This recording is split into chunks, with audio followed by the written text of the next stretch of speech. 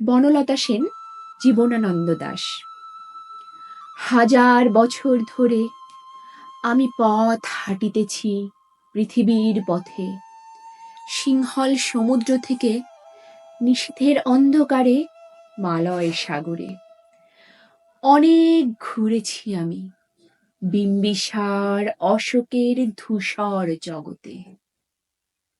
সেখানে ছিলাম আমি আরো দূর অন্ধকারে বিদর্ভ নগরে। আমি ক্লান্ত প্রাণ এক, চারিদিকে জীবনের সমুদ্র সফেন। আমারে দুদণ্ড শান্তি দিয়েছিল নাটোরের বনলতা সেন। চুল তার কবেকার অন্ধকার বিদিশার নিশা, মুখ তার শ্রাবস্তির কারুকার্য।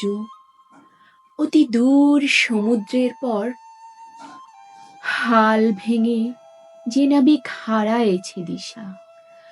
সবুজ ঘাসের দেশ যখন সে চোখে দেখে দারুচিনি দ্বীপের ভেতর, তেমনি দেখেছি তারে অন্ধকারে।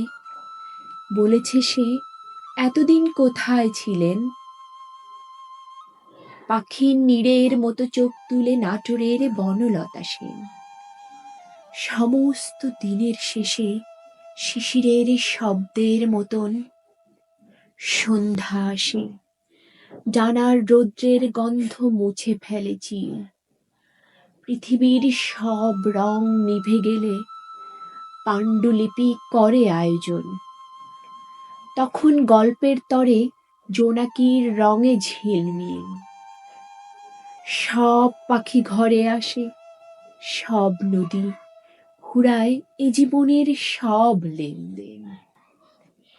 থাকে শুধু অন্ধকার, মুখোমুখি বসিবার বনলতা সেন।